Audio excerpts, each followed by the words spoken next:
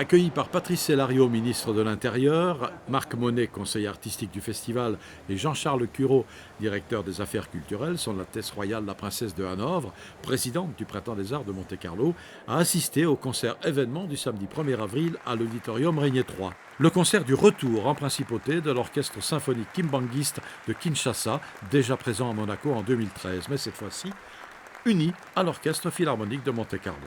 L'histoire de l'Orchestre symphonique kimbanguiste de Kinshasa est exemplaire. Il a été fondé par un non-musicien, ex-pilote de ligne, Armand Diatchenba, qui n'avait d'autre lien avec la musique que sa passion, comme d'ailleurs tous les musiciens qu'il a réunis autour de lui.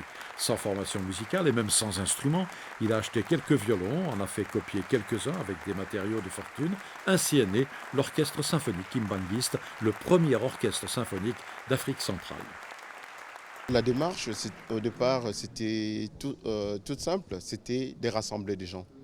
Et c'est à travers la musique qui est une passion, chacun d'eux a trouvé la passion, une vocation et s'est dit pourquoi ne pas me lancer dans cette aventure. C'est ce qui a fait qu'ensemble, on a pu trouver les moyens, on a pu mettre les moyens pour que nous puissions acheter nos instruments, à acheter des méthodes. C'est vraiment comme ça qu'on a commencé. On n'avait absolument rien du tout, c'était juste un peu de moyens.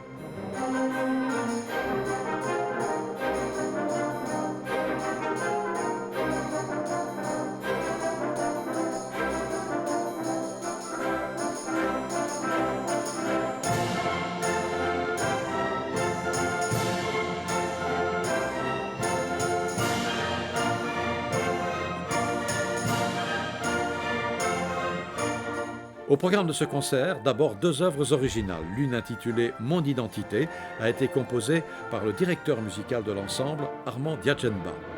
La seconde, « Luba » par Héritier Mayumbi Ngandi, premier violon. On s'est dit avec des amis, c'est bien bon de continuer à jouer de Beethoven, Mozart, tous les autres compositeurs, mais pourquoi ne pas jouer aussi nos propres œuvres à nous. C'est comme ça que je me suis mis à l'écriture. Et l'œuvre qu'on va jouer ce soir, je l'ai intitulée « Mon identité » parce que j'ai voulu dans cette symphonie que les Congolais puissent reconnaître la musique congolaise, bien la musique traditionnelle congolaise, et en même temps, l'occidentaux puissent aussi s'y retrouver. Je me suis dit pourquoi ne pas faire une symphonie qui serait carrément un métissage de la musique classique.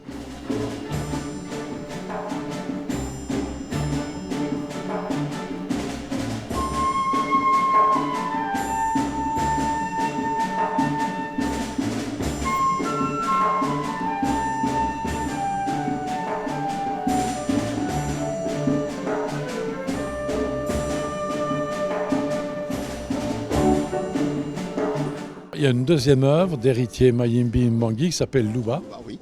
Luba, c'est une des tribus de chez nous. Et Héritier s'est inspiré justement de ces rythmes pour essayer d'écrire cette musique. Et comme je l'ai dit, la démarche, c'est vraiment amener les Congolais à écouter des orchestres symphoniques et pourquoi pas les amener aussi à découvrir le classique occidental.